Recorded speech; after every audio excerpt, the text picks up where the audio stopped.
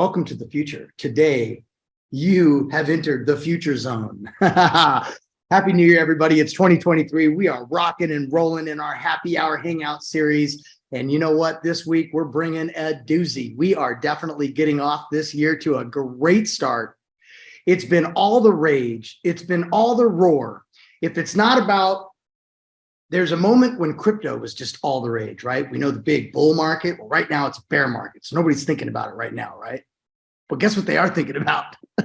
They're thinking about AI like crazy, right? Everyone, it started off, every one of your friends were posting these sick, and I mean sick as in really cool looking profile pics all over the social medias, right?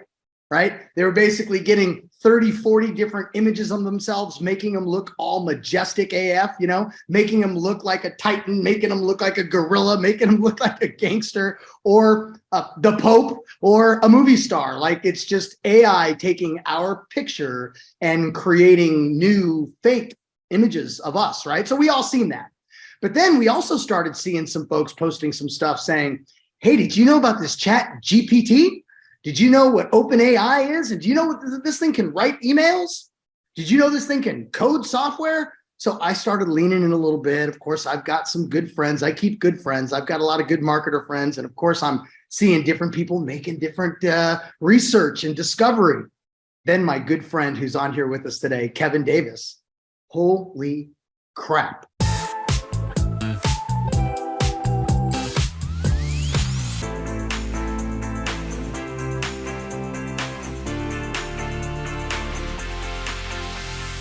This man took the 600, 700 hour deep dive over this last, let's just say this last year, as I started watching him post discovery after discovery after discovery of what this ChatGPT was able to do. Now, he's not only used ChatGPT, he's used other tools. We're going to be talking about some of these tools today. Some of these tools are still free right now. They're probably going to be paid at some point. It's just way too good. And apparently, according to Kevin, it costs like $1 million a day for this thing to be able to handle the volume and the workload of what's hitting this thing. What people are doing is they're going into this AI technology and they're typing in, write me a story about a squirrel and a rabbit and how they, you know, in Iceland or something like that. And then it just writes the story. And I mean, that's kind of like an example of what Kevin was doing. So Kevin was posting cool art, but then look at what I had it do. I had it write me this little children's book. Look at what I had it do. I had it give me a list of B-roll content ideas. Like, here's my setting. And now this thing says, look for a this, look for a that. Look for light to be like this. It would be a perfect setting if you could find that, especially coming from that place. Like, just things that would blow my mind. Like, how about write me a converting Facebook ad or an Instagram ad or a video script for YouTube or a video script for TikTok?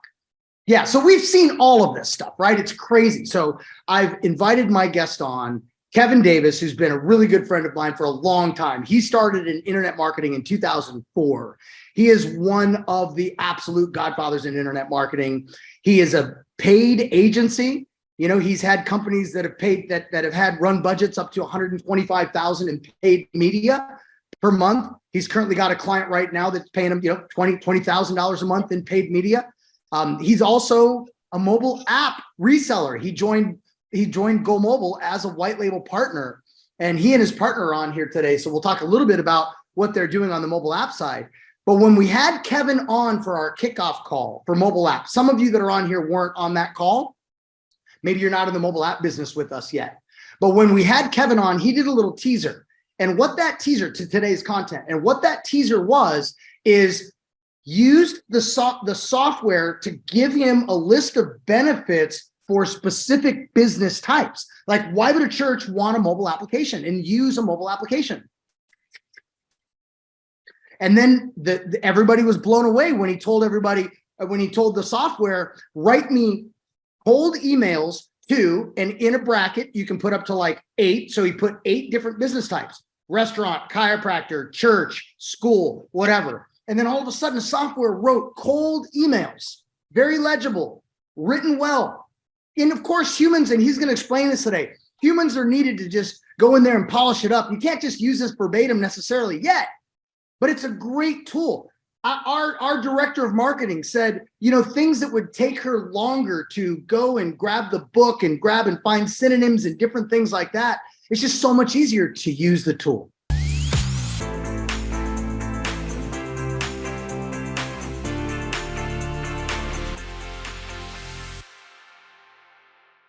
Today, you're going to learn ways that you can apply it in your business. Because here's what I know to be true we have on here today.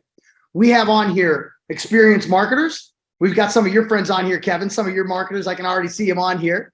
What's up, guys? Nice to see Robbie LeBlanc on here.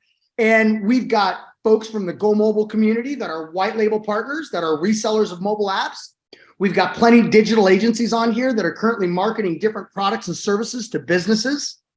We've got people on here that are doing the employee retention credit program, right? They're finding businesses for the ERC, whether you're doing it with my other company of all profits or you're doing it with anybody out there in the world. We know it's super competitive.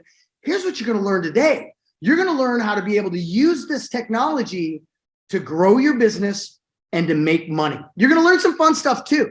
Because one of the things I told Kevin is, we keep these things to 90 minutes to respect everybody's time, including our host and our speaker, But today, we may go 3 hours. It doesn't mean you have to stay on for 3 hours, but we're going to, as long as people are excited and asking good questions and pulling out really good content, we're going to keep rolling. Because he's going to show you some fun stuff today, too, that he's been able to do with MidJourney and art and create art from like little sketches that turn into like art that you'd put on your wall. There is a blue ocean of opportunity right before you.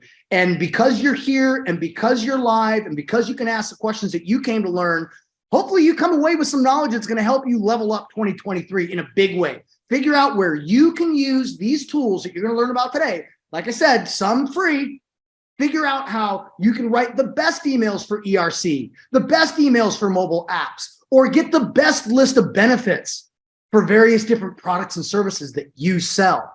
Okay? All right. No further ado, Mr. Kevin Davis, my man, CEO of CyberDogs Marketing. Also, his paid agency is 987 Digital. How you doing, my man? Good to have you on here today. Good. Just a correction there. Mike Breivik, the other Kevin Davis on here with the orange shirt, is the CEO of CyberDogs. I'm the CEO of 987 Digital. So we work. We've created an alliance, if you will, between us and another agency called Podkick with our friend Spencer Shaw. And Mike and I, Mike brought me in on all of his clients to run paid media for his agency through that partnership and stuff. Excellent. Well, it's great to have you both on. And Mike, nice to see you on here too, sir. And congratulations. Was it 4 apps you sold last night? What? That's right. Yep. Awesome. Mike on, Mike? Yep. Can you hear me? So that was to Milwaukee Tools, right? Yes. Can you hear me? Yeah. Share your win. Let's kick us off with a win. Share us the win, Mike. We've been talking. I have a relationship with Milwaukee Tool, and we've been talking for a while about just kind of coming up with ideas and different ways to support what they do in the retail space. And obviously we went out for dinner, we're brainstorming 2023, and they were talking about the different events and the different things that they were doing. And I had brought up the app idea before. And of course, they were kind of basically trying to figure out how to put 10 pounds of shit in a 5-pound bag. And I said, what you're talking about to me sounds like 4 different apps. And I didn't necessarily mean to sell it that way. I was just trying to filter the conversation. And they just responded with, okay, sounds good. Let's do 4. I'm like, what? Okay, sounds good. So we're kind of at this point where we're trying to figure it out, but it's going to be fun to do a series of apps now that kind of work together. And then obviously they're annual events, so they'll be able to use them every year, which will be kind of neat. Yeah. That's killer, Mike. Thank you for leading us off with a big win. That's awesome. It's only 13 days into the year. And boom, you're off to a great start. That's awesome. I got an email just before the meeting also from a dog training company that I work with. And I asked them if they ever thought of doing an app. And they said, yeah, right. We're actually just finishing up our online dog training course. Right now it's 100% on a website, but we'd love to have an app so we can get people on the app store. So that's another one today. So Nice. You guys are just killing it. It's awesome to see some friends on here. Good to see you on here, Sheila. I see you.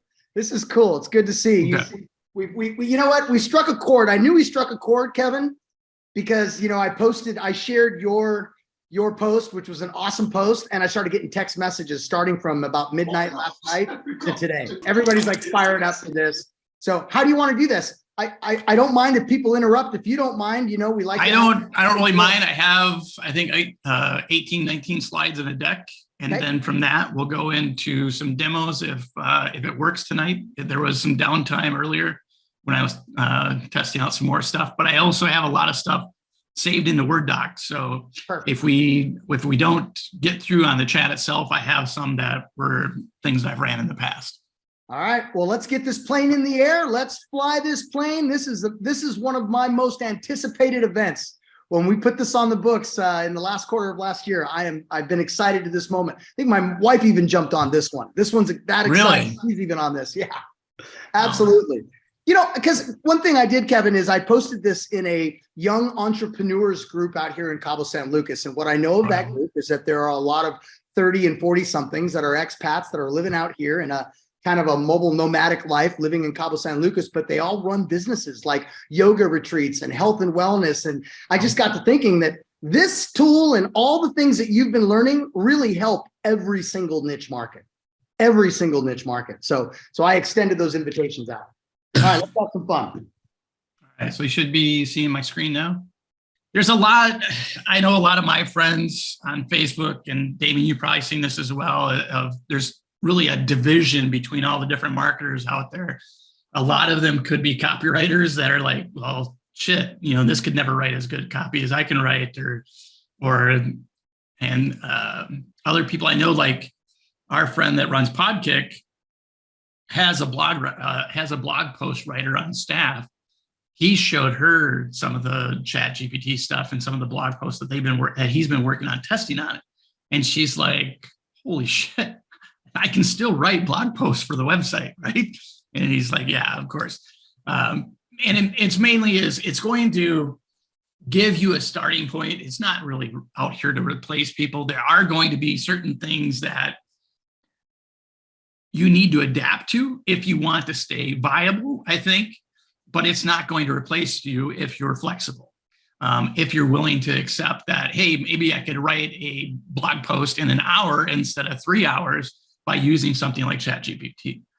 The other question that other people talk, there's a couple different controversies. One is the copyright issue. And so we're talking about both on the art side as well as on the tech side of it with chat, is basically it learned by looking at everything on the internet. And so by doing that, they're like, well, the person that originally created that information isn't getting credit for it.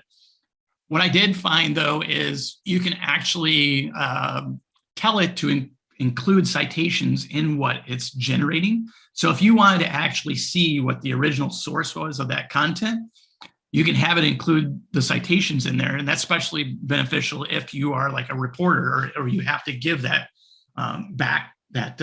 citation back to people or different things like that as part of your job, or you want to protect yourself from copyright. But it's like anything else that we're writing blog posts on. We're doing a lot of research first, and then we're collecting all this information, we're consolidating it, we're sifting through it, pulling out the best pieces and kind of rewriting it in our own voice.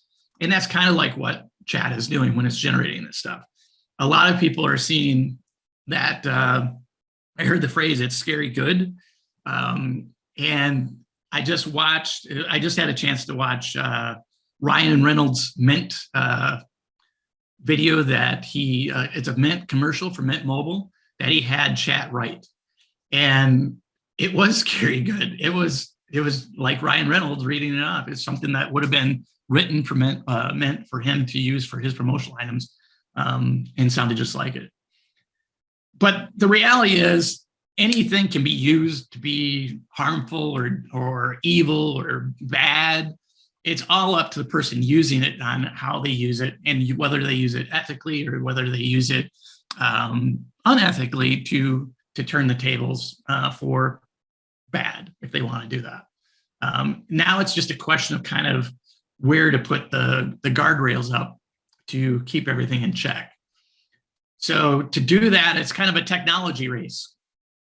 So Robbie LeBlanc was on here. Robbie was the person that introduced me to internet marketing. I got invited to Carl Galetti's Internet Marketing Super Conference. That was the day, way back in the day. I don't know that Armin Morin and those guys are doing anything even anymore, but Armin was speaking at Galetti's conference. And at that time, around 2004, 2005 is when Directory Generator and Traffic Equalizer came out.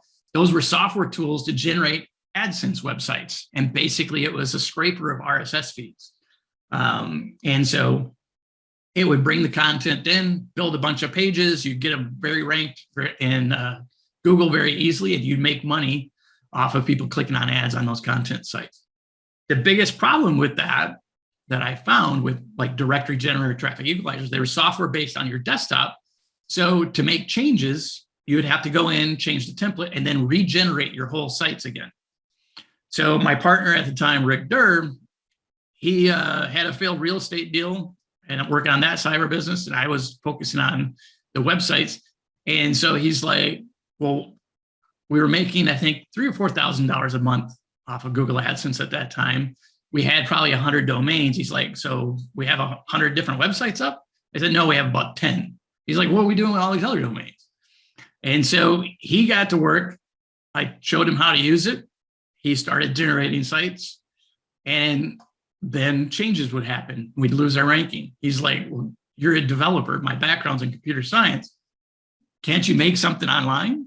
So I created a system that was completely web-based. All you had to do is upload your keyword list and it regenerated the sites. Anytime the SEO changes happen with Google, we make changes to the templates and it automatically propagated to all of our sites without regenerating anything. And I see that now kind of with chat and everything that we're doing now is people are saying, well, Google is making changes for this to because of the AI. And at first with the art, a lot of the stock websites were saying, no, we're not going to take any AI art. That's completely turned tables because they've seen the quality that's coming out of the AI art generators now and image generators that they're allowing it in. So you can actually generate this art with MidJourney, DALL-E, Stable Diffusion, all the different ones that are out there, and submit it to, I think it's either iStock or Adobe, and they're accepting it and actually paying you on sales of that art. I also thought of it kind of as the radar detector market. Like there's always changes to a radar detector, it goes out to the police force, and then the radar detectors that were in place that people were buying during that time. I don't even know if a radar detector is even a thing anymore. But I believe there was a regulation in there that what was being sold in the consumer market had to be like one generation less than was what was actually out there in the industry. And then the biggest thing with today's world, though, is everything moves at such an accelerated rate. It's just crazy to see this technology improve and just improve in the last 2 months when it was released. Chat was only released the beginning of December. And the crazy thing about it is it took less than 2 weeks. I think it's close to 1 week to put 1 million people on that platform. That is unlike anything that we've ever seen with any of the previous social networks. But of course, like Facebook and everything it's kind of an old man now that it was built back in the day, and we didn't see that acceleration. But I think even if a social network was released now, you wouldn't see anything like an adoption like we see within chat, and mainly because chat has a utility function. If you think of a social network, it's about connecting and sharing things and things like that. There isn't a lot of utility out of Facebook unless you're running advertising or something like that. So chat is really, there's some arguments here too. People are saying, well, it's not AI, it's machine learning. AI is an easier way to say it. People know what artificial intelligence is more than machine learning. I think it's easier to just say AI. And really, it was built on a lot of data. So basically, like everything on the internet up to 2021. So up to 2021. But that doesn't mean necessarily that we can't do anything past 2021. So besides ChatGPT, OpenAI has some other tools. One of them is called Playground. And Playground's kind of more for the developers. It's a little more harder to use. You have to have a special coding language to load the data into it. But the power of Playground is you can actually load your own data into it. So let's say you had a database for your company, or you had a bunch of Google Docs or something like that. You could load that information in, and then once it's loaded in, you could then query it through the easy questions that we've been using within chat within that playground tool as well. And I'll show you an example of when we do a demo here, and or through the doc that I have, of where we took a transcript from a YouTube video. It's the same principle there. So I used one of Chase's videos talking about ClickUp from the Go Mobile YouTube channel. I broke it down into 10-minute segments. It was about an hour and a half long, I think. Loaded all those up first, and then I started running my chat campaign or chat prompts over that, which then gave me the results that I want that we'll see later. Since it's been launched, we've been providing even more input. So this whole beta period is nothing more, really. The whole reason why we're getting it free is because we're providing more learning for the tool. And basically, it's going to just take all this information, all these requests that everyone has been making for the last 8 weeks or so, and then refine that model. It's going to get more and more knowledgeable as far as what is a good response, what is a bad response, as far as someone hitting the regenerate the response if they didn't like it, or if they hit it a down thumbs versus an up thumb to say whether it was good or bad. Been told that Google also has a project named Lambda that's supposed to have even more data. We're currently on ChatGPT 3.5. Version 4, the next big release, is out. And from what I've read, it's supposed to have 500 times more data than the current release, which is unimaginable. But you think about it, the amount of data that's being created every day on the internet now is mind-boggling compared to what it was 10 years ago. And so we're now in a world from 2021 to today, there's a shitload more of content out there that could be used to that. And then we already talked a little bit about the copyright and artistic licensing and the kind of the controversy there as well.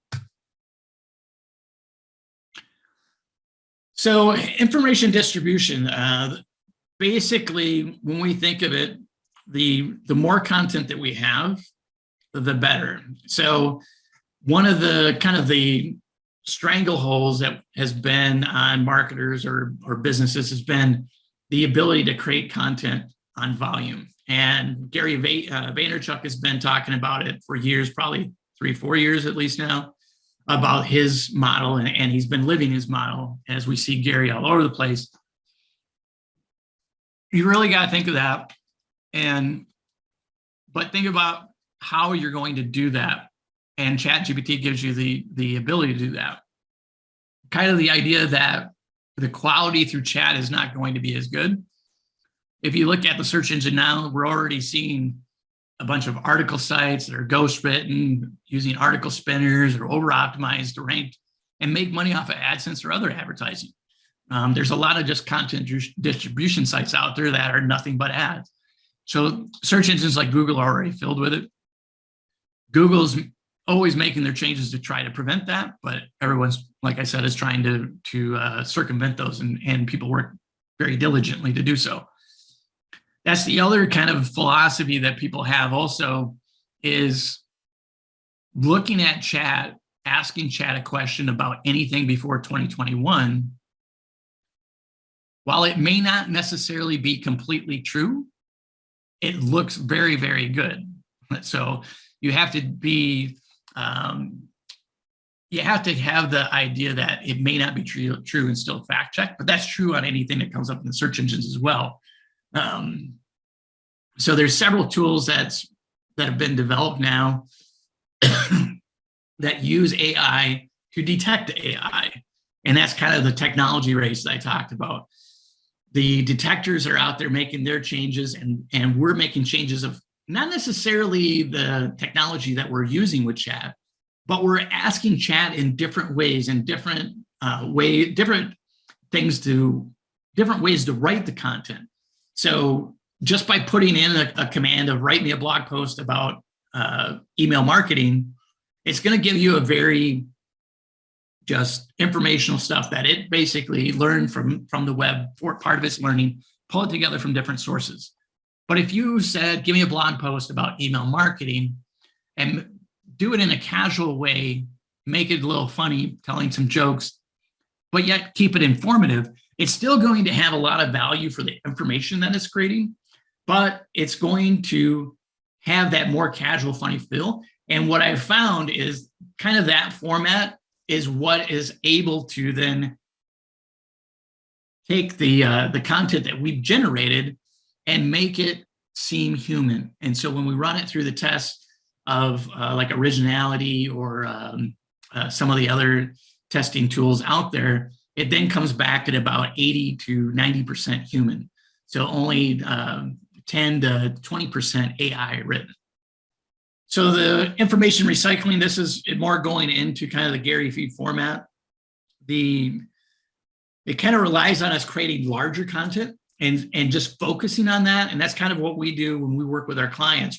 We're focused on them putting together podcasts, doing webinars, or doing live streams, going live on Facebook to create that pillar content. And then before, we were working with a video editor to then go and edit those videos, pull out the social media snippets with that to then use the smaller format videos on TikTok and Reels and Facebook posts and different things like that. Now it's starting to change a little bit.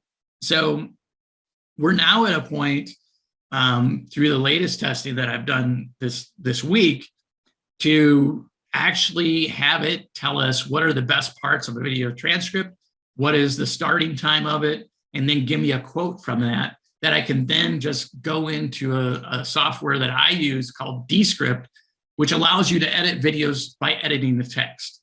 So you have your transcript, you have your video over here, you go and delete this line out, or you highlight a line, say create a new composition of it. It now just takes that line over, and now you just have that section of the video. What's so that then called you can again? Say that again. What is that called again? It's called Descript. Descript. Love that. DESCRIPT.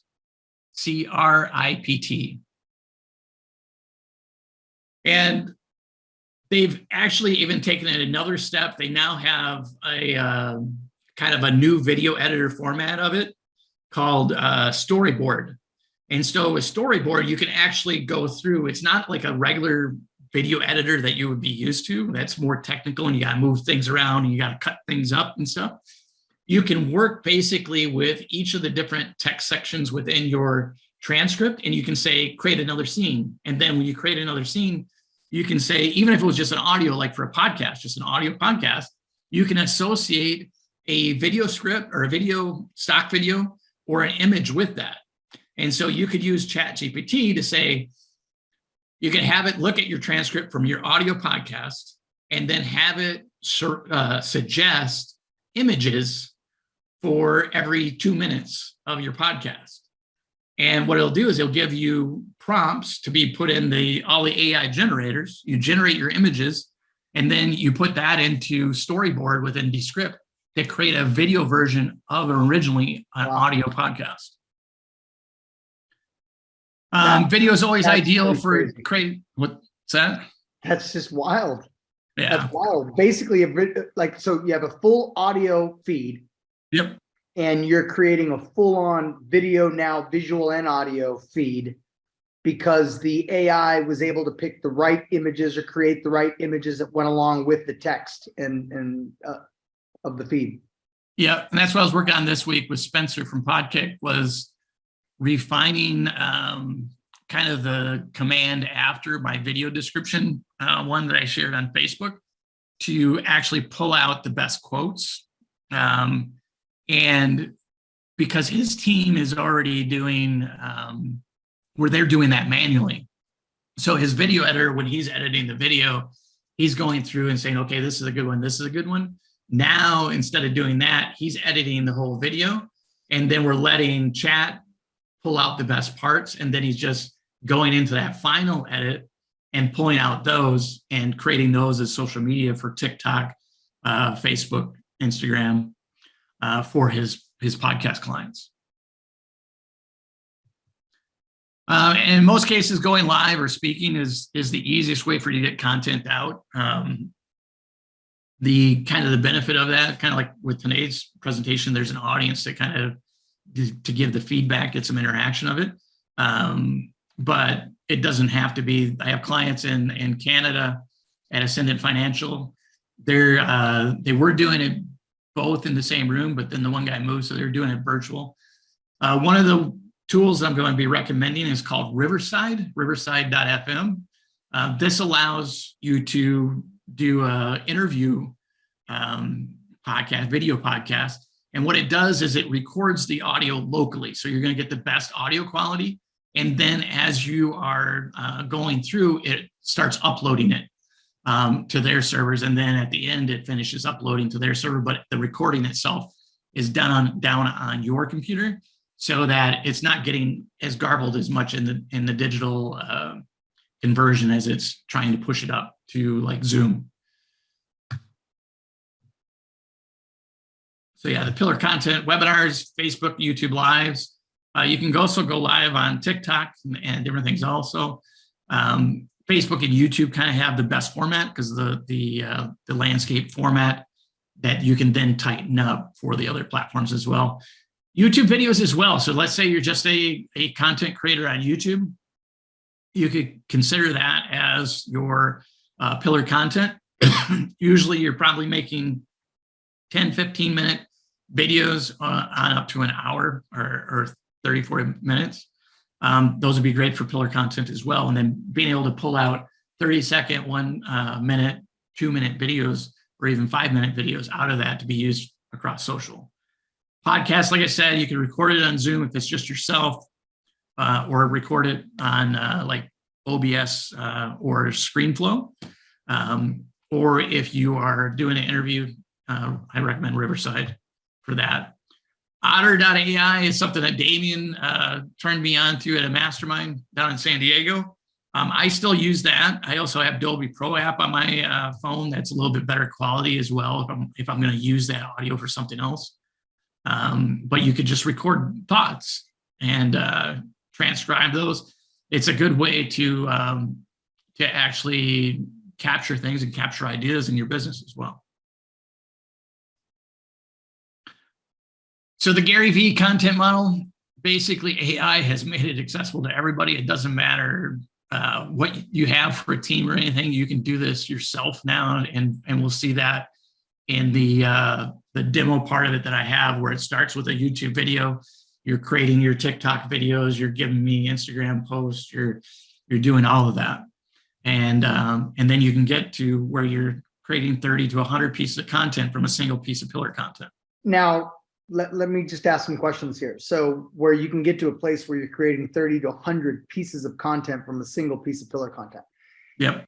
And without the tool, what does 30 to 100 pieces of content, just give me an example of the difference of our ability to actually create 100 pieces of content using the tool versus not. Well, Mike, why don't you answer that with Brock? How long does it take? What do we get from Brock each week for Mary Jo? I would say just per week, we probably get about 15 pieces of content from video. That's from her podcast, right? Right. Yeah. Oh, from the podcast, 2 to 3 pieces. Yeah. 2 to 3 pieces from the podcast, and then 15 pieces of other stuff from, is she still going live?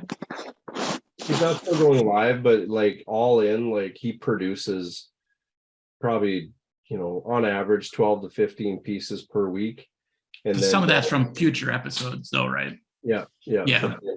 But then from the podcast, 2 to 3 pieces. I think he's usually saying that he's pulling like maybe 3 TikTok videos from a podcast episode And part of that is because as a human, he can't stand listening to it that much anymore because it's about selling life insurance to farmers for the most case. So and she talks very fast. That's the other problem. She talks very fast. So it's hard for him to create the clips. Where this will pull it out and we can go either way. And if it starts a little bit early and you have a little bit bleed over on one side or the other, it's not that big of a deal. So you basically 10x someone's output, potentially. Yeah, well, in this case, we probably replaced him, possibly. He's a part-time video editor that his mother and him are a client of are a customer of the client. And so she's like, well, I want someone to edit my videos. Who do you know, Mike? And then she ended up saying, well, this person said her son does it. So it's just a flow through for us. We don't make any money off that. What I really want everybody to make sure that they capture here is that we've all been listening to, and we've at some point heard GaryVee say, just whip out your phone and just do a recording and just document. And he was doing that early on because he was right? He proved it. He created so much content that his team basically his team just had so much to work with, right? Exploding out the seams. So what is there, 7 platforms? Fine. He's got 50,000 different slices of it to go to 7 different platforms. And when it turned into 14 platforms, he already had it all there. So here's what I want everybody to know is when we heard that and we watched that, we all said, that's not me. We all said, there's no freaking way.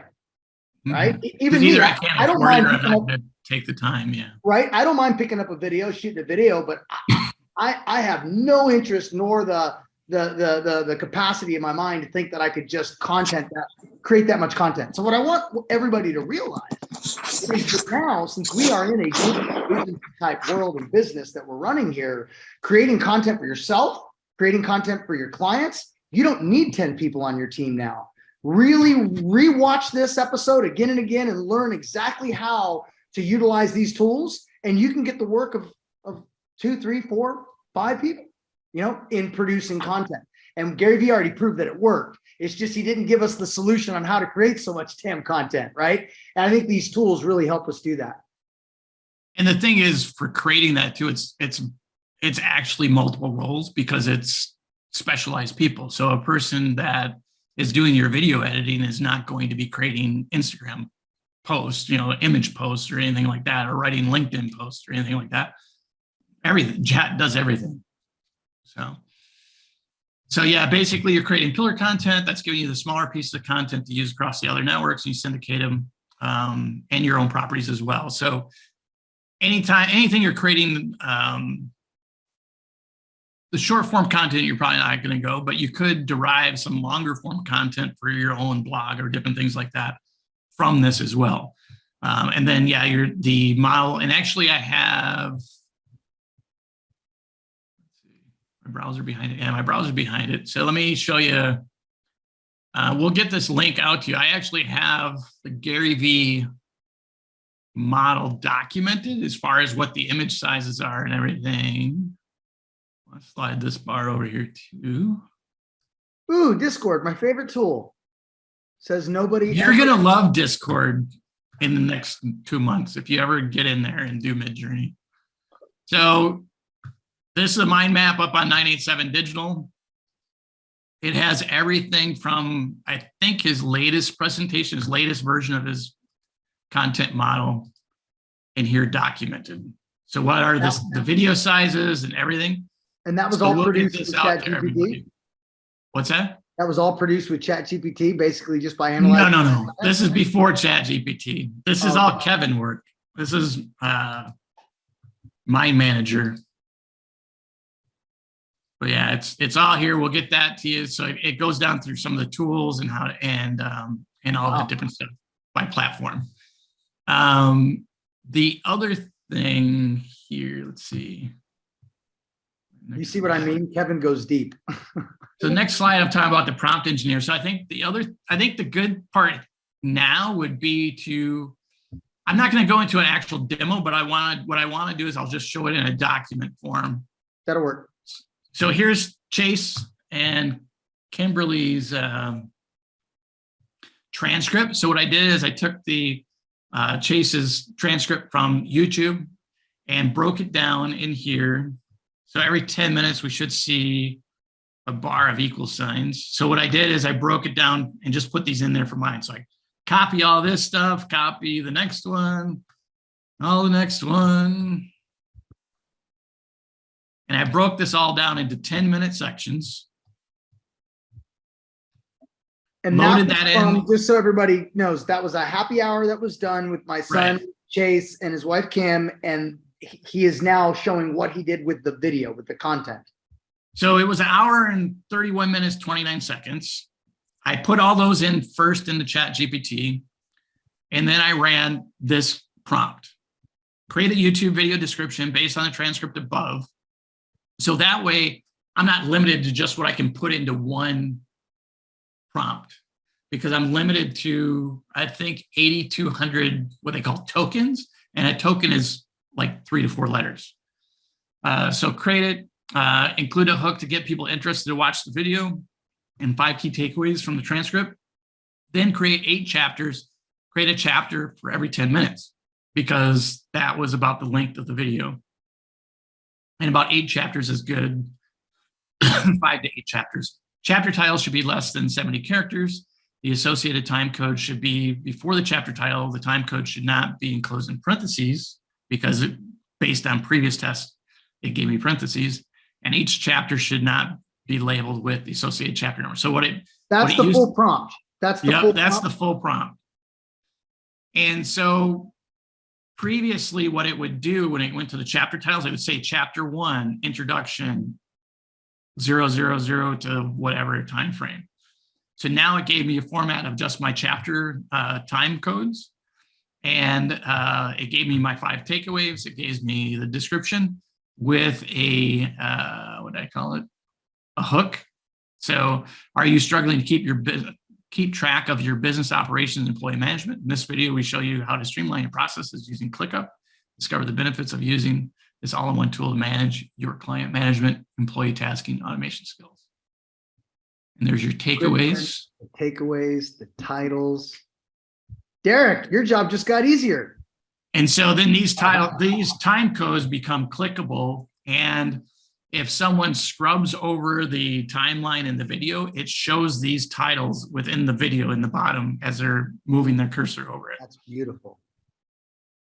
Then I said, okay, great. Give me 7 clickbait tweets based on the video transcript above to get people to click through and watch the video. For Twitter. For Twitter, yeah.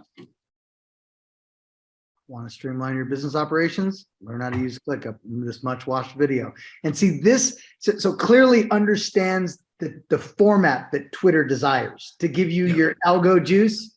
This understands the format that each platform would like to see your content most optimized in. That's how it's producing the result. And if you want, you can say also include hashtags, and then it'll determine which kind of hashtags to use with each of those as well. That's beautiful, because then again, AI knows where all the readers are, where all the people are, what the related hashtags are. It knows how to, oh, this is just brilliant. In this case, the create 3 long copy Facebook post with a hook to get them to click through and watch the video based on transcript. In this case, it included the hashtags.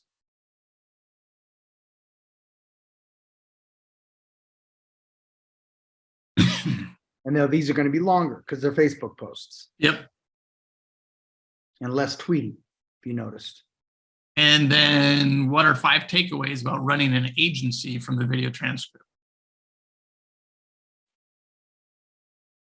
You can use that in your marketing, you know, could use it in your emails or different things like that if other agencies are your audience. What are some personal insights from Chase running his own agency? The importance of having a system in place to track key performance indicators, using modular elements to organize, streamline ops, utilizing automations to facilitate the flow and tasks of information, the value of centralizing tools to minimize clicks and increase efficiency, and the importance of building a fun and cohesive culture within a team. Man, those are some insights, Chase.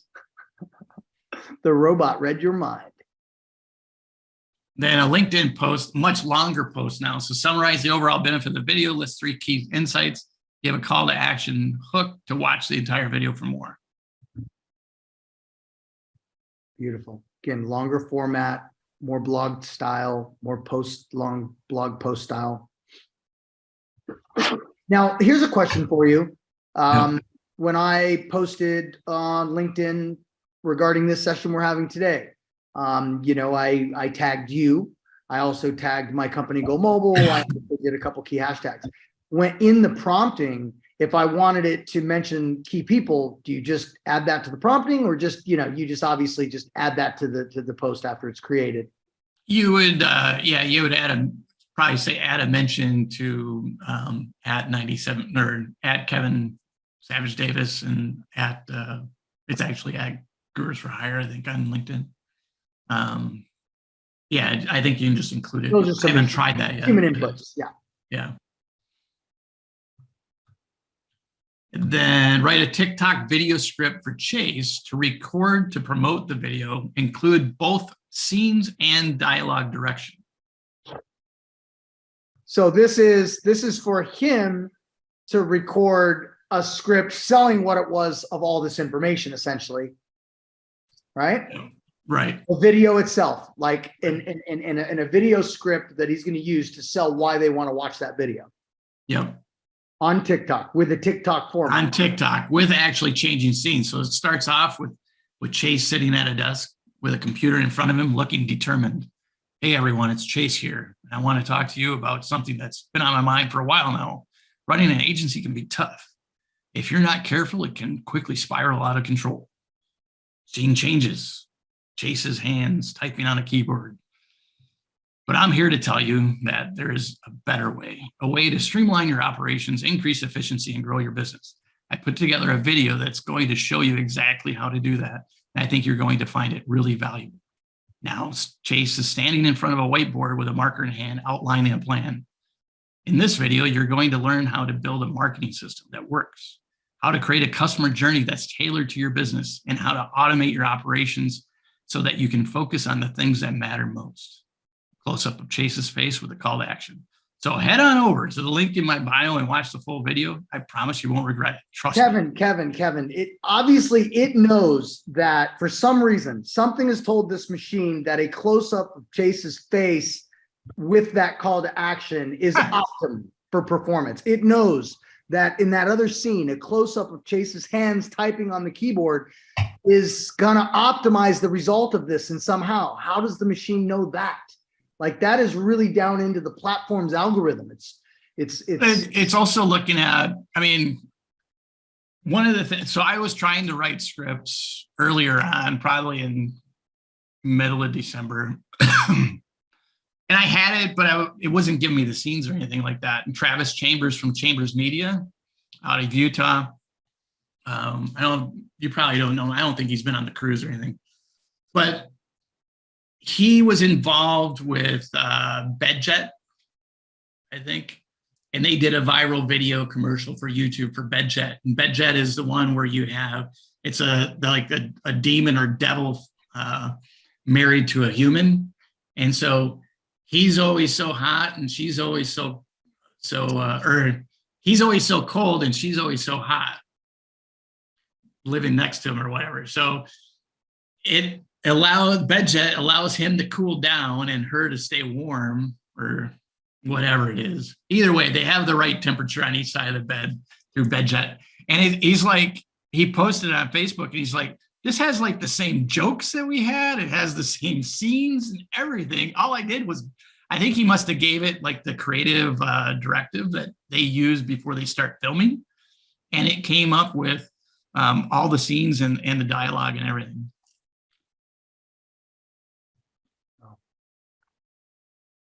Is this mind-blowing stuff on content creation, or what? Post in the chat what you're thinking about this content creation this way. This is if it were always this. So now I was doing like thumbnails already, but I thought one of the powerful things of LinkedIn is actually the carousels, the image carousels. So I said, describe 8 image prompts for MidJourney AI based on the key takeaways from the video transcript be used as carousel images in a LinkedIn post. And so it described each of those, and those could then be fed into MidJourney to create your images. And so that goes along with, because now we're going to take and create those 8 images that are going to go along with the storyline, right? Yep.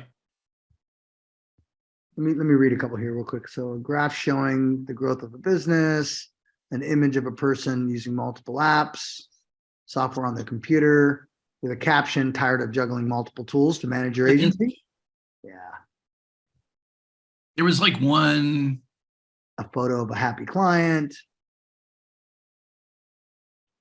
Ken Bradley says, "Uneffing incredible." Steve, great. Oh, this is the carousel. Yeah, this is great for the hunt and peckers. This is the hunt and pecking solution. And then 5 image prompts for the video to be promoted on Pinterest as well. Oh, man. Same type of thing, a little bit different style. This one, I think the script was the same between YouTube Shorts and TikTok, or very close. And so this is the new prompt that we were working on this week with Spencer. So originally we were saying, give me 5 quality quotes from the transcript above to use as videos on TikTok to promote the main video, starting time code of each quote with each response. So this, Spencer wanted to be able to give his video editor a quote and then a starting time from it, and then he can decide where the cut is. So it might be that there was some additional text to give context later than what chat gave us. Does that make sense? Yeah. And so this was the first cut. Then I said, give me, because I was trying to refine it to give better. So I said 5 quality quotes first. Then I said 5 clickbait quotes. And I said 5 takeaways, and ended up with 5 takeaways. And then I wanted them a little bit longer. I tried to change it with different timing, and I ended up, quote should be up to 60 seconds. So it could be 8 to 10 seconds, and I'll be up to 60 seconds. And so this was the final results that we got. Don't take things personal. Our quarterly theme is leveling up or leveling out, and our North Star is if our clients aren't winning, we're not winning. The biggest change that one didn't make sense. What was the compelling awe factor that had your client? That one doesn't either.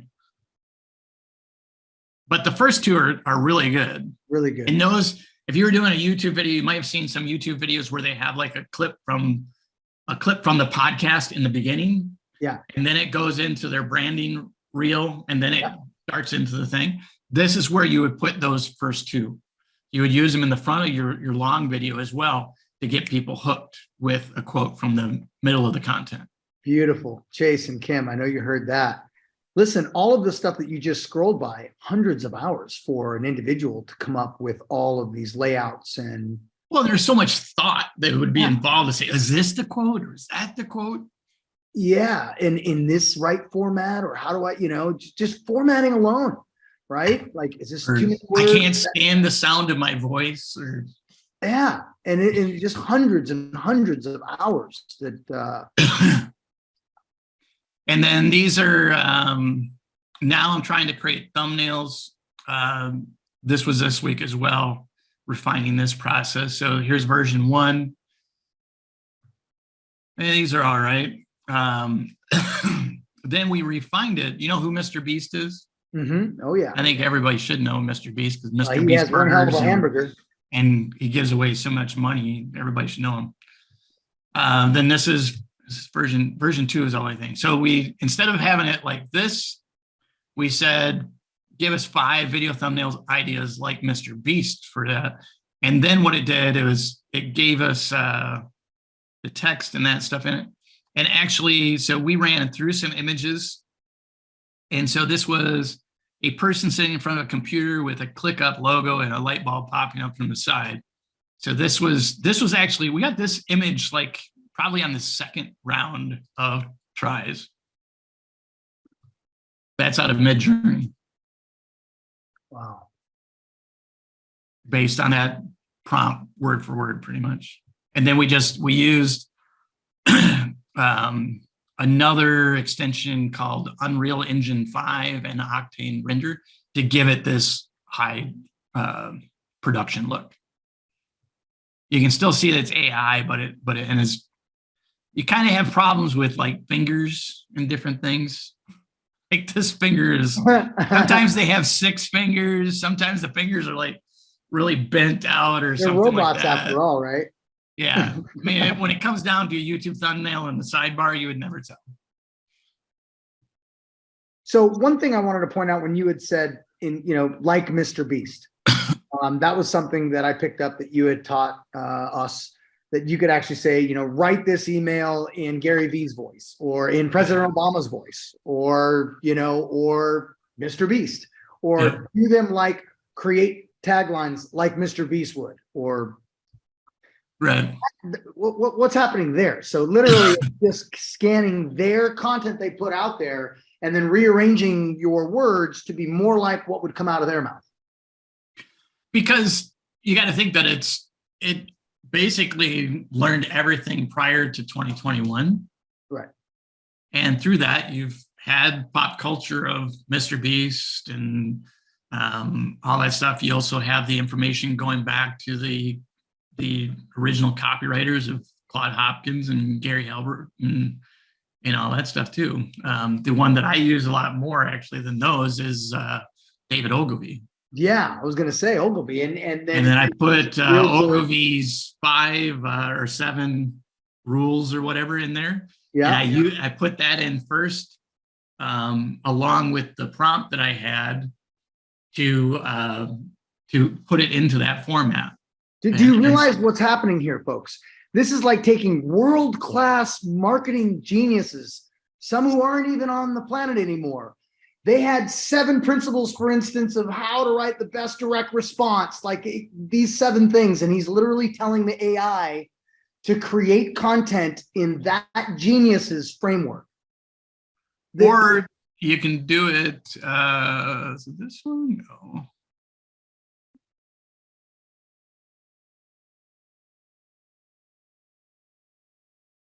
I think it might be in chat itself. We'll get to it later, I think. But I have a commercial similar to the commercial that was written for the Blue Blockers or whoever the hell did the Blue Blockers, things like that. I mean, we're talking direct response OGs. Wow. Yeah, that's Joe Sugarman. That's right. Sugarman. Thank you. Yeah. So when I was talking to Damien last week, when he called me before the mobile presentation, the mobile meeting, he was asking, like, what do you call the people now? Or is it, and I said, it's what I'm hearing, it's called a prompt engineer. And there's actually some jobs out there now being listed. And there's like one guy on Twitter that is like the first prompt engineer.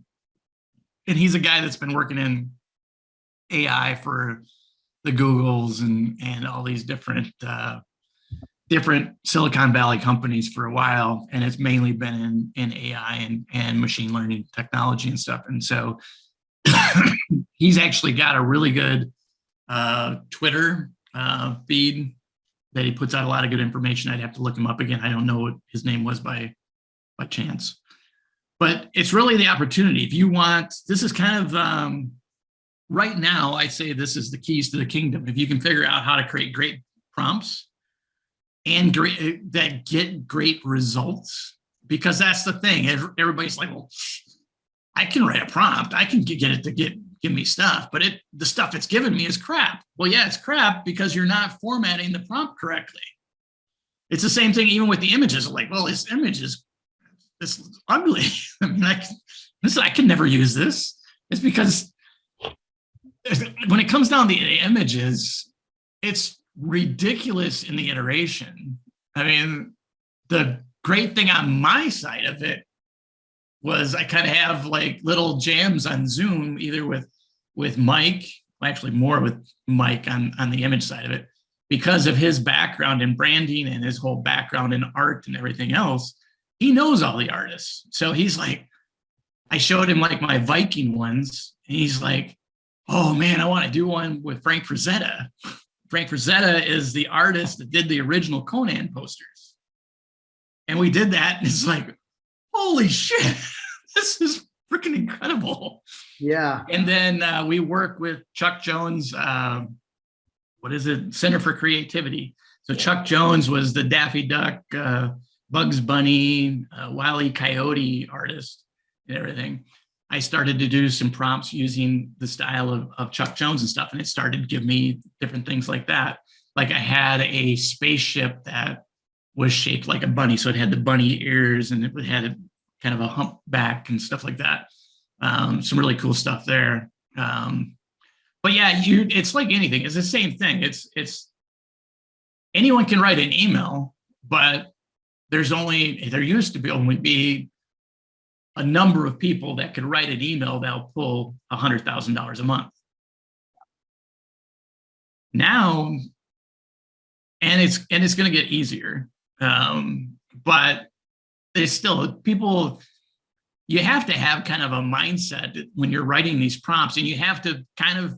I mean, I think I have a benefit because of my software development background and my degree in software development, because I'll iterate and make different changes, tweak different things. I kind of know the logic. Okay, if I was a machine, I would be thinking this way, different things like that. But for the most part, chat is taking how you would write any kind of sentence or how you would describe anything. But the more detailed you are, the better results that you're able to pull out of it. And see, that's the part that I thought was pretty mind-blowing to me, was how expansive you can be with your prompting, right?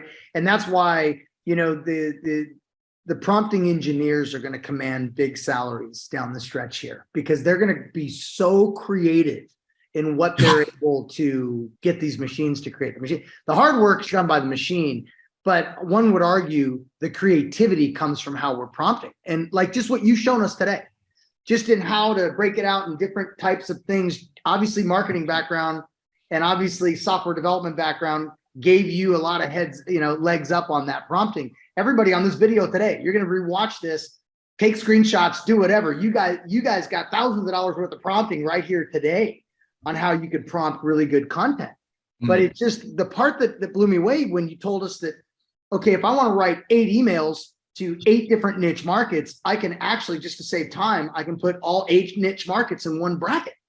And it writes 8 emails to 8 different people. Yeah. Unfortunately, that didn't work on the actual presentation, and they took it away that day. I think it's mainly because the servers are overloaded right now. I think that feature will come back, or it'll be the paid programs are going to. So ChatGPT I got a survey this week, I think, of what would you pay, what is too high that you wouldn't pay, what is too low that it wouldn't seem valuable, this type of survey. My projection is probably by the end of February, they'll have a paid model in place, because Microsoft has that $10 billion deal that they're trying to break with them, where they get 49% of the company, and they earn back 75% of the revenue until that 10 billion is paid back. And then once it does, then it goes back to being a nonprofit. So wow. So what do you anticipate the pricing for, like just the OpenAI, for instance? Well, like a lot. So the way MidJourney is priced for this image generation is based on server time. So it takes so much work units for the server to create an image based on its complexity. The more complex the image, the more work time it is. So it's basically the same thing for ChatGPT. They could do it by what's called a token, which is the fragments of words, so 3 to 4 characters. But I think the smart move is to actually still do it based on server units. So if every request I send in, on how long it takes for it to process that request and give me a response back would be what you're paying for it. So it's not necessarily, I'm going to give you 500 prompts to ask me questions or different things like that, or a set amount for $30 a fee, because they don't have a set cost. So I don't think it's going to be like Jasper is, where you're paying $97 well, Jasper Boss Mode, when the original ones that bought it. So when I bought Jasper, I have unlimited. So it's not affecting me, but the people that are buying Jasper now off the shelf, they can only generate so many pieces of copy every month as part of their membership and stuff like that. And so you even though I have unlimited, I'm still pretty close to canceling Jasper, Chase. So I'm definitely, I think if I haven't already, I'm definitely canceling Jasper Art. On the other side of it, I never really used it that much because everything was formatted based on kind of what you wanted to do. So yeah, you could write an Instagram post, or yeah, you could write a sales letter, different things like that. Or like the recipe for the video sales letter guy, John Benson. Yeah. He has a formula in there as well that worked incredibly well. So my goal now, I think, is to go into the actual recipes that they have for like writing a book, writing a video sales letter from John Benson, video scripting or whatever's in the recipes. Take those and copy those out, and then adapt them to be used within ChatGPT and expand on that. Because I don't think, one, no matter what, their pricing, their cost, because their pricing is going to be higher because they have the cost that it takes for them to get it from the original, and then they have to put their margin on top of that. And so if I go directly to the source and I can get the results that I want out of that source and actually tweak it a lot easier, I'm going to do that. Because like, as things change, so like Jasper is using what's called an API, application program interface, to then talk to wherever it's going to get the information, make the request, and then get that back. That, when they do an update of the system, sometimes there's a lag before the software developer that's selling this as a service can make those updates to work with the newest release of the backend system that it's getting information from. So the same thing when I was using, AdEspresso. So AdEspresso for managing Facebook ads, when Facebook would make changes, which is a lot, is very often, they couldn't give me the latest features, like for split testing or something like that, within AdEspresso, but I could then go over directly within the ad manager in Facebook and actually start using that new feature. And so because of the lag there, I stopped using it. The main thing that I was using it for also was like being able to split for multiple interests. So I could break everything down into a single interest for targeting. I no longer run ads like that anymore because my best performance is having a larger audience. So as things evolve, the tools it's harder for them to keep up with the changes. And it's kind of, it's an easy button.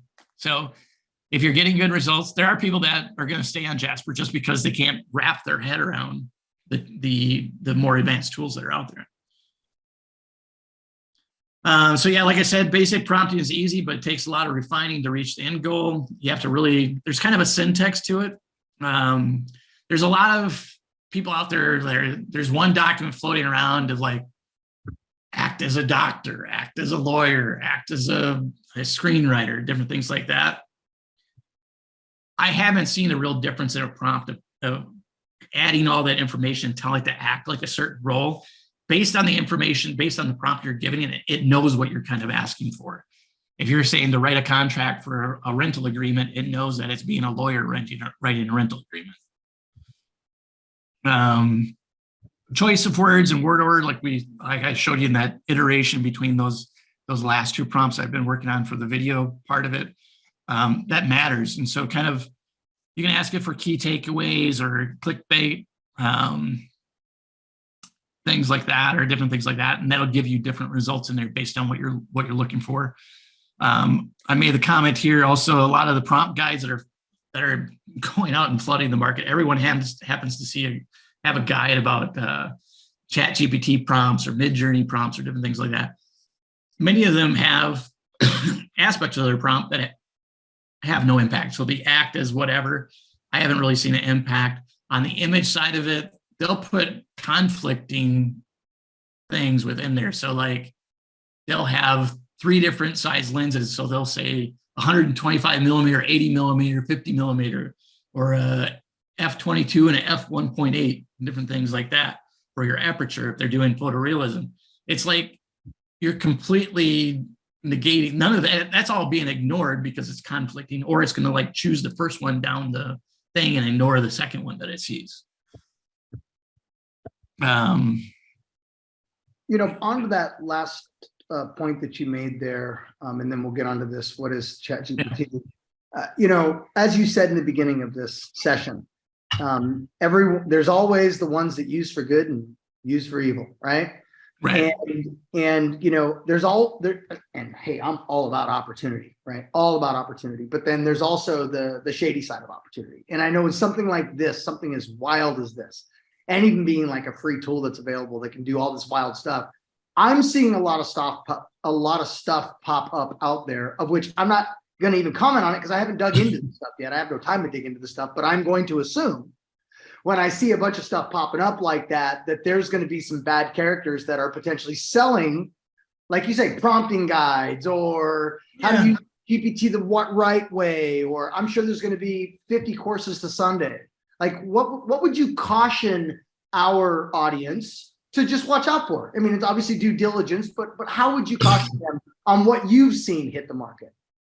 I mean, most of the prompting guides are free. There's so many of them, and I like comment in whose ever Facebook post is giving away the latest one, because I'm like, I could find a prompt that I didn't know or I didn't think of that would be useful, and different things like that. Like today, I got one from Owen Video and his wife, specifically for like YouTube stuff. Okay. And so I think based on what they were providing, I'm gonna like send them some more advanced ones, like what I had composed for the video description, because they weren't doing they were doing it in there's shorter format. So if you're at like 10 to 12 minute video, you can load the chat in, or the transcript in with the prompt. Probably you won't run over.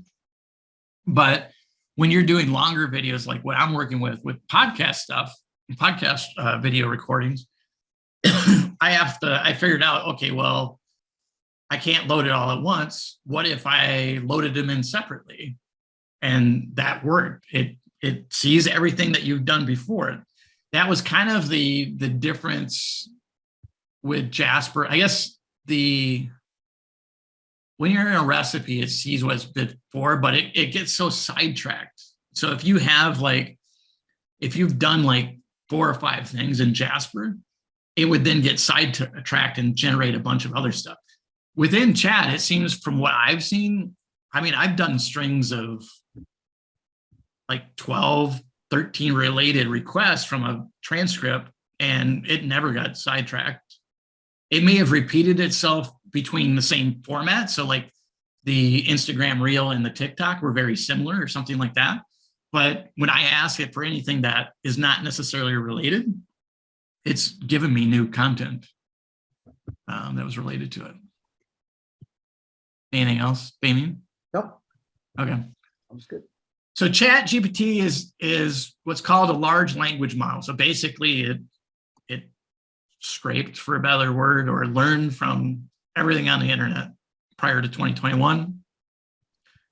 It uses what's called a generative AI. So like the image generators, as well as the text generators, are generative, what's being classified as generative AI, or I've been corrected that it's machine learning to deliver human-like responses. The chatbots are not new. We've had chatbots like this for a long time. One of the other evolutions that I haven't really seen mentioned yet, but I don't know if you remember, there, like with the Facebook chatbots, there was like a guy that had all the different models for delivering a course through Facebook chat and delivering this and that.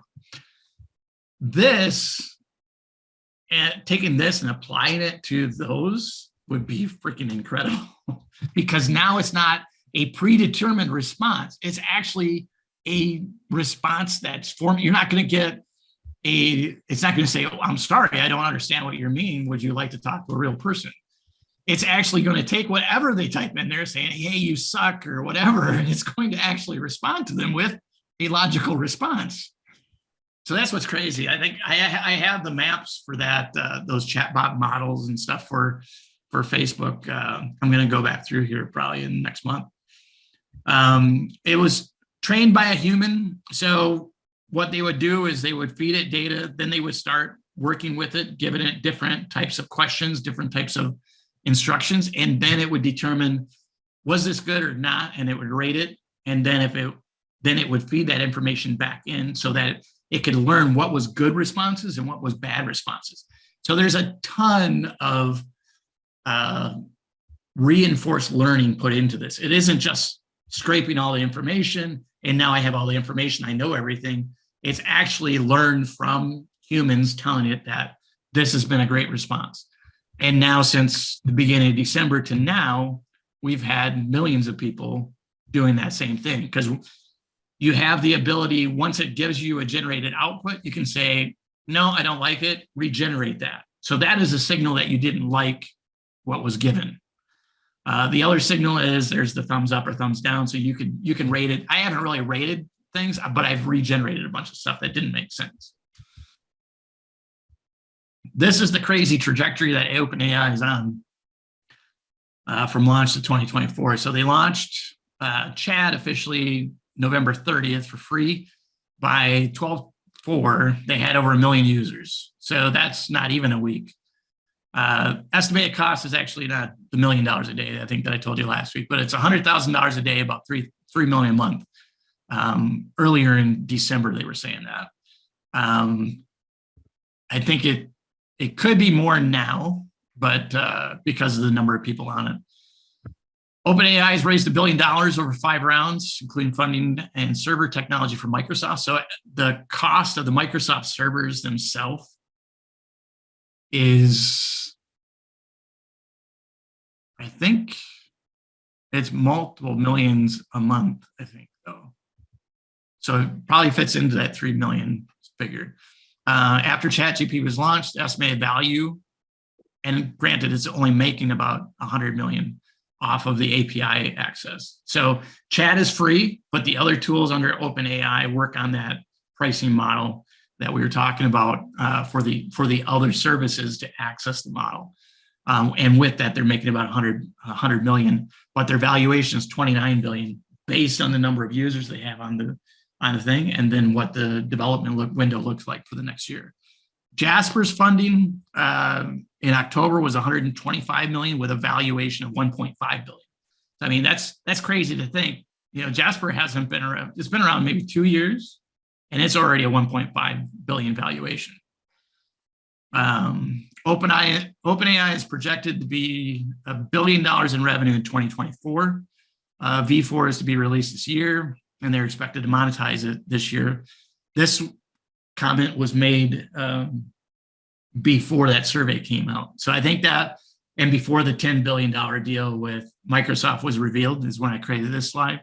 So yeah, now they're staking $10 billion for 49% ownership. And the whole purpose is to then take it back to nonprofit, so it's free again? Well, because they're putting $10 billion in, but then they'll make more money off of it, I think, because on top of this, they're still, no matter what, they're still going to have all the server costs in there. So the larger it gets, the more money Microsoft is going to get. But the other thing that Microsoft is getting is Chat is going to be integrated with Bing. Chat is integrated with all the Microsoft Office. They're trying to eat Google's lunch. You bet. And they're going to, because Google's not moving fast enough.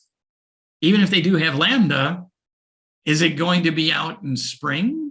I mean, it's almost sounding like Microsoft is already there with Bing because they've been working so closely with OpenAI.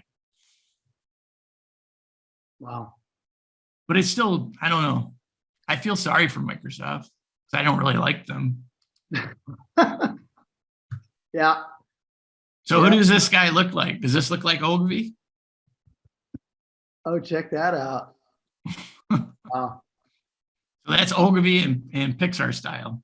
That's why you have a little character here, because it was a Pixar generated one. So what you want to do is learn the copyright structures. And so I'll show you some of the different emails that were created with different copyright structures of attention, interest, desire, action, or problem, agitate, and solve. Learn who the copyright greats are. David Ogilvy, Gary Halbert, Clyde Hopkins, a bunch of others. It can write sales letters, emails, product descriptions. I've taken some, I have an e-commerce company I used to work with, no longer working with them, but I took some of their product descriptions they had, fed it into chat, asked it to rewrite it to be better. I forgot what command I gave it to him. Incredible, longer descriptions and a lot more action driven as far as to sell that product. Social profiles, you can have it rewrite your LinkedIn profile to be more attractive for whatever audience that you're, so whatever and customer you're looking. In that case, you're plugging in the existing one, saying right, it based on, so it has enough context to work with, because you're essentially putting your existing LinkedIn profile. Because you can't currently, there's other systems like chat that you can point to existing websites and say, rewrite this. You can't currently do that. I think the paid version is going to have that functionality where we can say, rewrite my opening statements for CyberDogs marketing, different things like that. Social posts, which we've already seen, slide decks and brochures. Mike's actually used it for some emails, I think, as well. And we'll show some emails here in a bit. For script and book writing, this is, it's been a long day. I'm blanking. Steven Spielberg. Okay, I was going to say Spielberg. Yeah. Yeah. So YouTube video scripts, TikTok, YouTube shorts, we saw those as part of that example, including both the scene and dialogue direction by asking for it. Once you kind of have that for these scenes, so like working with Spencer over on Podkick, he's using stock video from Pexels to create the videos because his clients, not a lot of them are doing video podcasts. They're just recording audio. So when he's taking those audio snippets out for the short form, he's using stock video from Pexels for free to then use for those scene descriptions. And then he's using it to write children's books for his clients. So he has a client that is selling whole life for infinite banking, and she has a llama ranch and then a Great Dane dog and her daughter. And so the story is about the daughter and the dog and the llamas and all that stuff, and the principles behind infinite banking in a children's story. The other thing that Mike and I are interested in, Mike's really pumped up about it, is graphic novels. And creating a graphic novel, not just to create a graphic novel, but create a graphic novel for your brand story or your client's brand story. We're working this into our offering as a branding company to do a graphic novel for the clients that we're working with as well. And then fiction and nonfiction books. We'll be writing a couple different books for the agencies this year through ChatGPT to provide the outlines. Now, I just got to ask. So, a book, all right, a book. Let's just say it's going to be, I don't know, 100-page book for whatever the topic's going to be. I mean, obviously, it's going to need a lot of human hours too, right, to make it a good book. Or are these things going to knock out 90%, and you're just going to go in and do 10% polishing to create a book? Well, if it's a physical book, you don't care about it. You don't care about whether it's detectable by software that it's AI if it reads well. So this is now an offline element that you don't really care. You're not, as long as people are getting value out of it. If it's written by AI, you still want to go through and validate the facts. You want to validate the information, make sure it's aligned with your values and your practices and everything. But if it's giving you the right information, we'll show some examples if you guys all want to stay around and see some examples, and Chat's working with us of outlining a 7-day course through email, outline a 12-week course through LearnDash, or however you want to implement it. So there's almost 90 of you on here. And so what I want you to do in the chat to keep our energy going, you know, you don't need to juice up my energy. Let's juice up everybody's energy. Let me know you're in for the long haul. Like, you are learning something seriously awesome right now, and you want as much as you can get on this session today. We're at that 90-minute mark. I have no intention on stopping. It's like, this is so amazing to me. So just light up the chat room and give us a lot of energy. I haven't got through my slides yet. Exactly. Go, go, go. Exactly. And this is, you know, when Kevin offered up his time to share with us the summary of his 700-hour dive, I'm like, bigger. Yeah, it's about 800 now, right? I'm like, yeah, I don't care if it takes all day. Let's do it, man. So I just, you know, back to that book thing. I just, right before I finished getting off that book topic, like, so what you're telling me, and I'm not saying like, you know, the Damien Zamora legacy book that I've been threatening to write forever, and I'm going to write, and I even posted on Facebook, I'm not going to write it by AI. That's not at least my thinking at this point. But if I wanted to write a story about a thing in a thing that did a thing in a place of thing, and are you saying really like 90%, if it's going to go to print, 95% of it could be done? Could be done. You literally need 5% of the work to be a human going in and polishing it up. That's all through an editor. Yeah. Wow. A full book. That's just crazy. Well, here Mike, you did the last edit of Mary Jo's. Mm-hmm. Yep. Yeah. So Mike did the last edit of one of our clients' rewrite of one of her books. Or was that Life? That was Life? That was Life, yeah. Yeah, so her newest book, he did the editing of it. But even the stuff that we've done to generate, you know, long form paragraphs and whatever, to your point, Damien, it's good to go through it and make sure that it's your flavor and it says what you want to say and all those things. But it will create 80 to 90% of the structure and the framework, and it'll make your points, and it'll develop the flow. Like, it does a bulk of the heavy lifting, and you just have to come back through, and you don't have to. I mean, it's probably smart that you do, but you just have to come through and kind of top level make your tweaks and polishes to make it you. But otherwise, like, it does a very thorough job. And then, like Kevin said, you can always go back and refine it. You can say, you know, hey, this, you know, rewrite chapter 2 to be X, Y, and Z. So you can actually coach it through the refinement process to go from 90% to 95%. Like, you don't have to just take what it gives you. You can actually challenge it to refine it. And this seriously levels the playing field for everybody. I mean, you know, we already knew that we could all be our own medium, right? We can all be a news broadcaster with YouTube and all that. It leveled the playing field. Now, in terms of content creation, like content creation on all levels, like, this levels the playing field. It's crazy. Oh, yeah, I have one client who's a very smart guy, and he's well read and whatever, but he cannot collect his thoughts enough to write content to save his life. It's just not his bag.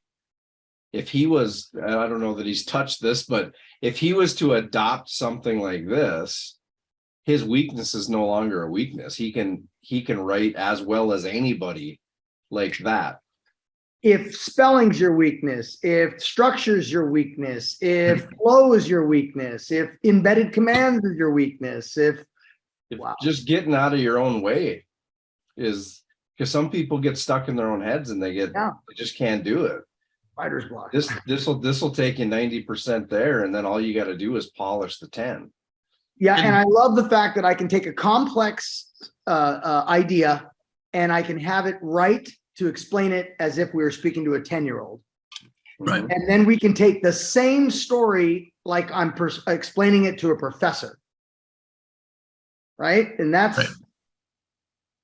And it'll do everything from like, as Kevin and I have, he's messed around with it a lot more than I have, but you can say, give me a 10-step process on how to change a bike tire, and it'll write it. Or you can say, give me a paragraph about X, Y, and Z in the brand story format, and it'll write it.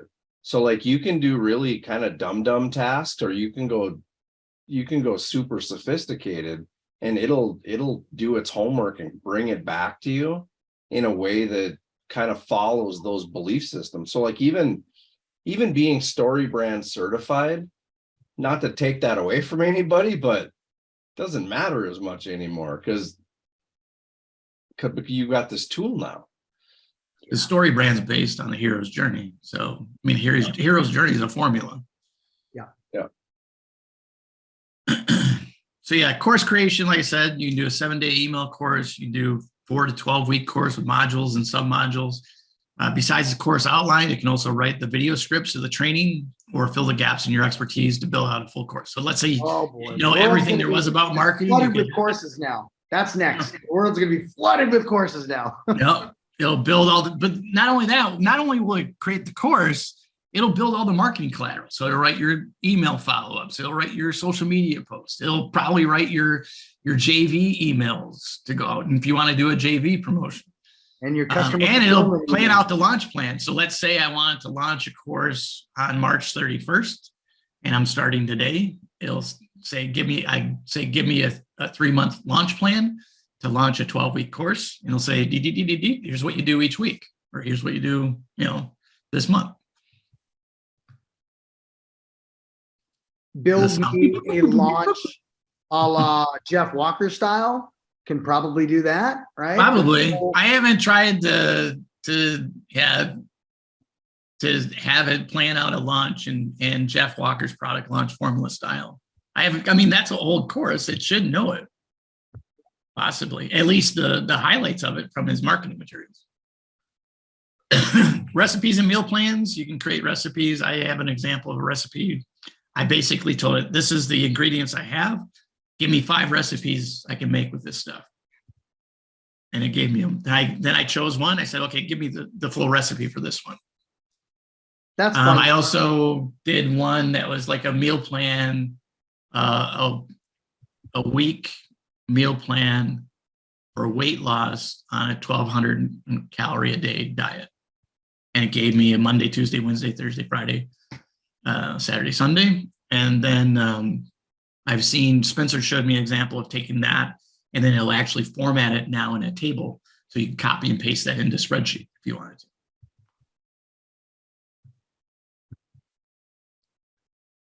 Creating artwork, we showed that in there too, of being able to ask it to create prompts. But this is also talking about using MidJourney. So you can create artwork in the style of any artist in history, basically. There's gaps in there. There's a spreadsheet that says, this is in the database. This is in the database. It knows this style. It knows this style. It knows this style. And it gives you examples of doing that style in different mediums. So a pen and ink drawing versus oil painting versus pastels versus watercolors. It'll show you that style in all of those. I even had it do, what was I doing? I did something in the style of Banksy even. The other thing, like with the sketches, is uploading an existing piece of art and making a derivative result in the same style. And that was my rough sketch that it just turned into it. But you could also, let's say, upload or even ask it. So Mike is gaga over Norman Rockwell. And so he went crazy on doing Norman Rockwell scenes the other day. Same thing with Frank Frazetta is another one. Is there some other artist, Mike, that you're really into? Well, I was just messing with it, like in having it show me different iterations of Norman Rockwell versus Frank Frazetta versus Todd McFarlane versus, because I wanted, like, how does it know, right? Like, how does it find these styles? And when it feeds it back, especially, like, I think the more well-known the artist, the more it has to work from. But what it's feeding back is spot on. Like, we did what was the one we did, Kevin? We did a Viking King or something like that in the Norman Rockwell style. Yeah. And it came back and it looked like a Saturday Evening Post cover from the 1940s. It was awesome. It was incredible. And then, yeah, the other biz app is now you're able to create these images. The default on MidJourney 4 is, I think, 1024 by 1024. So 1024 pixels by 1024. You can upscale that with the beta to 2048 by 2048 in the square format. So you could create merch to sell on Etsy, Shopify, WooCommerce, Redbubble, whatever. That's a lot of the business opportunity stuff that you're seeing on YouTube. And you create the stuff, you own it. This is your right. It's not being created by anybody else's copyright. There's some stuff that, like, I have some images that are splatter paint images that also they were combining images. So I created an abstract art image that had a bunch of swirls and different things like that. And then I said, give me a Joker, or give me a Batman, give me a Halo guy. And so I created that. So those are licensed in a sense. I don't know that you could possibly get into trouble with some of those, but it's not really the Joker. It looks like the Joker, but probably unprecedented right now as to how that's all going to shake out. Right. So I don't know. I'm married to a lawyer, but I'm not a lawyer. Some of the other tools that I added today. So MidJourney, we've been talking about, that runs on Damien's Nemesis Discord. Then Dolly is part of OpenAI, so that's part of the same tool set that comes with OpenAI, like ChatGPT. Stable Diffusion's where people tell me I need to go next, especially for like when you're taking an image to create another image. And then I think that's the one where I've seen where they had an image that they wanted as the background, and then they created a transparency layer. And then the second image was then put into that transparency layer, and everything was blended together like it was like a regular image. It was a complete image that wasn't edited. I think that's what Stable Diffusion does as well. But it's either running on your own computer or it's running up on cloud computing collab servers or different things like that. On your own, you got to install a bunch of software, a bunch of coding stuff, and get into terminal and all that stuff. It's not for the sleight of heart or whatever. Yeah. Star AI is another one that James Franco recommended to me today. I looked at that. That looks like it's free. Lexa.art is a big search engine for Stable Diffusion prompts, but they also have their own generator now. But the reviews that I've seen on that, it's very hard to get a photorealistic picture. They're very stylized, very more muted type of brushstrokes and stuff in there. You're not going to get something that looks like a photo. And then Jasper Art, I played around with for a little while and wasn't that satisfied with it, and haven't used it much at all. And then some other things for outside of the regular AI tools for the audio and video processing. Descript I use for transcription. They have their story editor, and we use it for video editing. They have some features in there to take your ums and ahs and long pauses out automatically. They also they have a very good for balancing your audio levels. So if it's two speakers back and forth and one was at a higher gain than the other, it'll balance those out and different things like that. I think it might be able to take out some pops and stuff too. CapCut is an app that I use for like my images that I'm creating in MidJourney. I'll use CapCut to create a video out of those. It'll actually, there's some formulas in there to have the images sync to the beat. CapCut is actually made by ByteDance, which is also the company that's running TikTok. And so it integrates very easily with TikTok as well. Captions app is the one that I found to work the best to create, have you heard of Alex Hormozy? Have you seen his videos? So Alex's style of videos with the different captions on the bottom, it provides that. Big View app is what I use for a teleprompter on my phone. LumaFusion, I use both on my phone and my iPad for editing videos for clients. Filmic Pro is what I've used for recording my own video. I just got the latest DJ Osmo gimbal for Christmas. So once weather gets better out in Minnesota, we'll start using that. And then Lensa app is the one that Damien mentioned in the beginning that everybody's using for their avatars.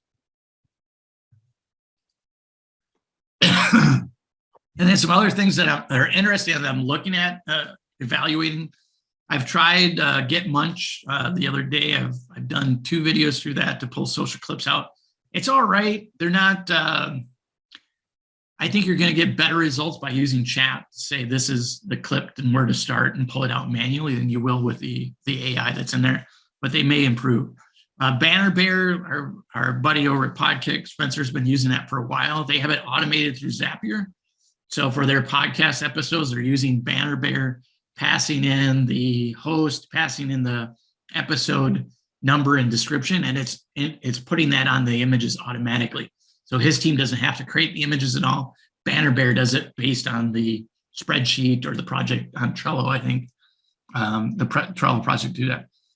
Quillbot, I think there might actually be 2 L's in that. That is what we're using to paraphrase. So what you talked about with writing a book, this would be a good tool to do with that because it writes it on the different levels of education, more professional, more casual, different things like that, and does it all through the paraphraser. Runway ML is a cloud-based video editor. Crazy stuff that you can do with that of rotoscoping, which means that you can take out everything else and then it follows them and keeps them in center, different things like that. It has a lot of AI in the background to process those videos and does green screen incredibly well. Deep Motion is a new thing I found today to generate 3D animations from video. So you could show yourself as a video, like walking into an office and jumping up in celebration, and it would turn you into a 3D animation based on the movements that you just did. So instead of having all the dots on a green screen suit, it's recognizing your outline and what you're doing and able to do it based off of just a video.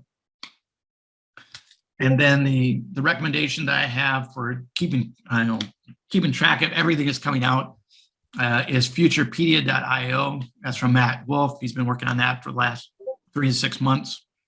And he now has like 650 AI machine language related tools within that encyclopedia of tools.